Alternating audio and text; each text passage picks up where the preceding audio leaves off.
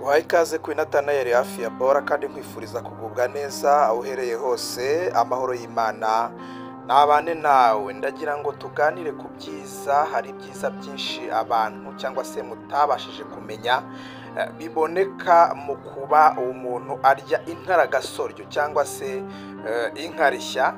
Ibyo byiza rero birahari, hari abantu benshi bamaze gusobanukirwa n'ibyiza byo kurya inkaragasoryo, bazirya ku biryo cyangwa se bazisekura bakazinywa mu mazi. Hari ibyiza rero byinshi cyane bikomeye kandi bifasha umubiri. Abantu bamaze kumenya ibanga ryo kuzikoresha bameze neza kandi birafasha cyane. Rero ibyo byiza nibyo ngira ngo turebe, hanyuma muri iyi video rwose tubisobanukirwe, hanyuma nawe urebe niba watangira kujya ukoresha inkaragasoryo, niba uzibona mu buryo bukoroheye. Nibyo ngira ngo tuganireho rero. Gusa mbere yuko tuganira ndagira ngo nshimire cyane byimazeyo wowe cyangwa se abantu mwese mwamaze gukora subscribe kuri Nathanael hafi ya Bora. Rwose Imana ibahe umugisha. Si ibyo gusa kandi namwe mwunguka byinshi cyane kugenda tubana, kuko yica no tuyinyuzaho ibijyanye n'ubuzima gusa, ibijyanye n'uburyo twafata amagara yacu, ibijyanye n'uko twabungabunga amagara yacu dukoresheje ibimera, ibyo turya ndetse n'ibindi bitandukanye. Ibyo byose rero ni ibintu tuba tuvuga kugira ngo tugende twita ku magara yacu. Niba utaranakora subscribe rero nawe ngusabye gukora subscribe kugira ngo tujye tugenda tubana no mu bindi biganiro. Uhaye ikaze. Ubundi inkaragasoryo cyangwa se inkarishya ni imboga, turazibarira mu mboga kuko ziteye nk'intoryi, ariko aho zitandukaniye n'intoryi zo nuko zigaragara ari ntoya, ziba ari ntoya cyane, tuba tumeze nk'amashaza. Hakaba rero uburyo zikoreshwamo, ziba zimeze nk'amashaza nk'uko nari mbabwiye, zikaba ari imboga cyangwa se imboga zirarura cyane. Rero abantu benshi bakunze kwanga kuzikoresha kubera ko zirura, ariko nubwo zirura ndagira ngo mbibutse ko ibintu biryohera akanwa nibyo byangiza umubiri cyangwa se ubuzima, hanyuma ibisharirira akanwa bikaba ari byo bivura cyangwa se bikaba ari byo bifasha umubiri kugubwa neza. Rero ndagira ngo nkubwire ko gukoresha inkaragasoryo cyangwa se inkarishya uzakuramo ibintu byinshi byiza bitandukanye bizagufashiriza umubiri. Mu bihugu bitandukanye ubundi inkarishya zakomotse muri Amerika y'Epfo, hanyuma zigenda zikwirakwira mu bihugu bitandukanye mpaka no muri Afurika.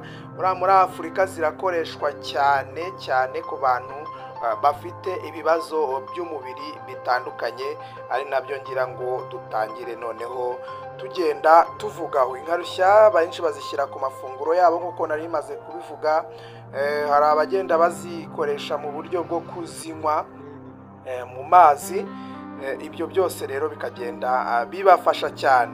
Ubundi inkaragasoryo cyangwa se inkarishya ni nziza cyane ku byitwa fibre, zikize cyane ku byitwa fibre, zikigiramo ubutare butandukanye ndetse na za vitamine zitandukanye. Harimo za vitamine, harimo calcium, harimo vitamine C, harimo vitamine K ndetse n'amavitamine yitwa B6. Inkarishya nta rugimbu cyangwa se nta binure bibi bizibonekamo cyangwa se byo bita cholesterol, ariko kandi zikaba zinakize cyane kuri acide folique. Iyi acide folique ikaba ifasha gutuma utunyangingo tw'umubiri w'umuntu dukura tukagira ubuzima bwiza.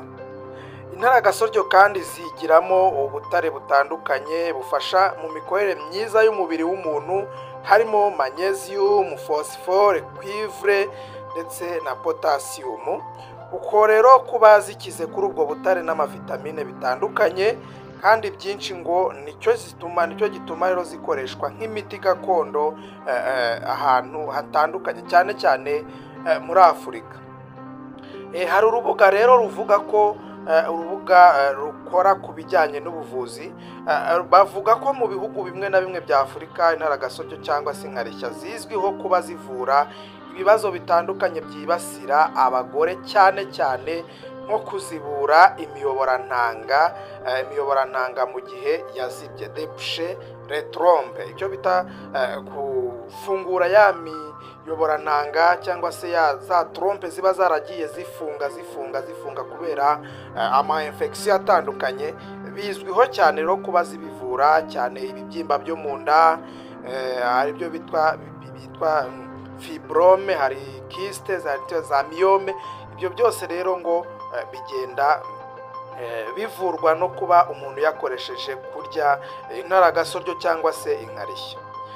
Mu bindi byiza by'inkarishya kuri urwo rubuga bavuga ko niko zigabanya ibinure bibi. Buriya nitugera kuri iki kintu uhite wumva ku kintu kijyanye no kuyungurura amaraso ndetse no gukiza umuvuduko w'amaraso n'izindi ndwara zifata amaraso cyangwa se zifata umutima.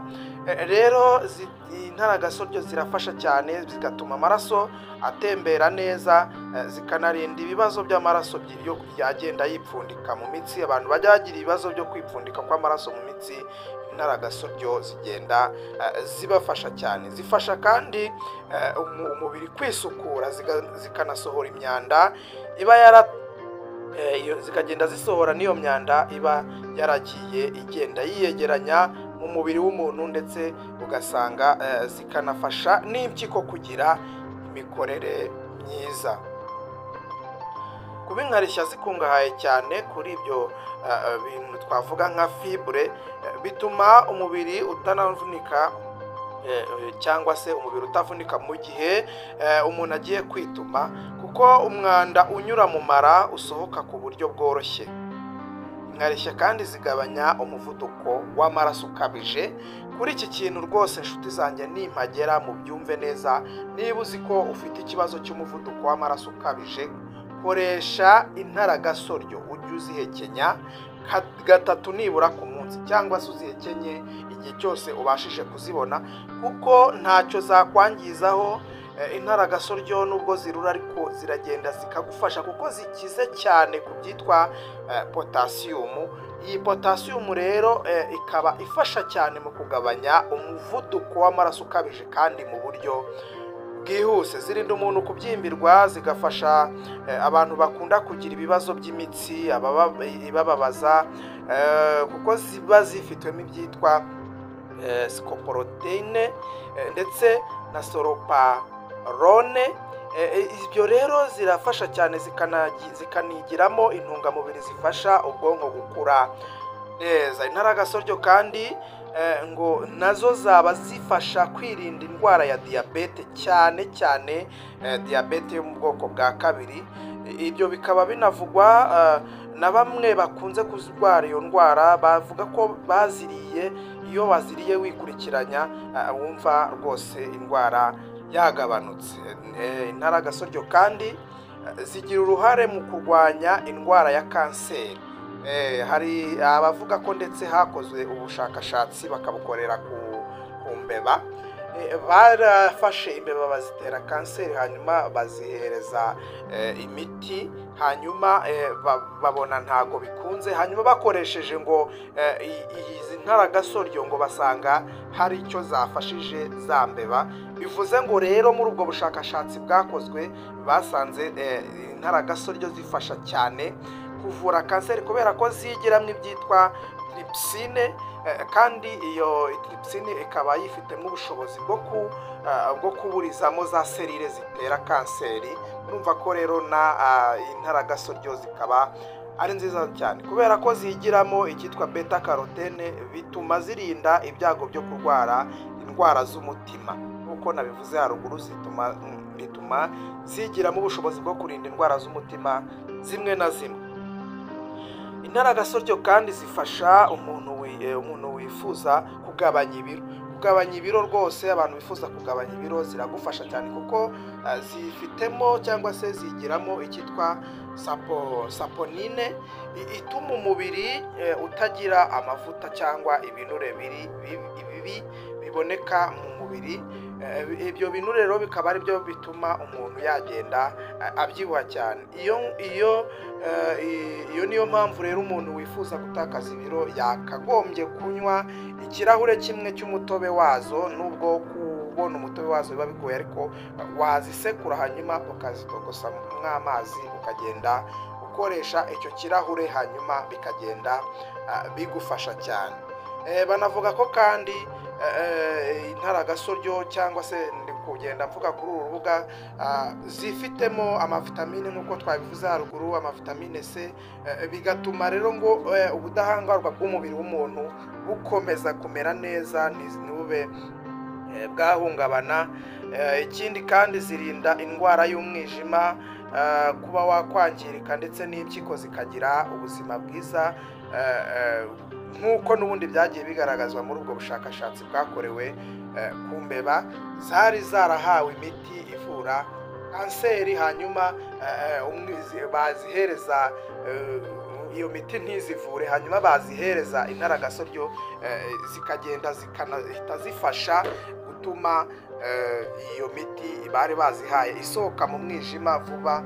Bigaragaza ko rero impyiko ndetse n'umwijima bigenda bimera neza iyo wakoresheje izi ntaragasoryo. Inshuti rero, nk'uko mubyumvise, intaragasoryo ni nziza ku bantu bifitemo ibibazo by'indwara z'umutima, cyane cyane umuvuduko w'amaraso ukabije.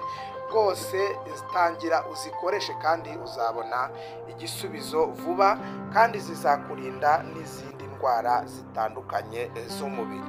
Ndabakunda cyane rero, ariko ndabasaba gukora subscribe. Niba utarakora subscribe, banza urebe ko wayikoze, hanyuma nusanga utarayikora wibuke kuhakanda kugira ngo no mu bindi biganiro tujye tugenda tubana buri munsi. Ndabakunda cyane kandi aho muri hose mbifurije kugubwa neza, amahoro y'Imana akomeze kubana namwe.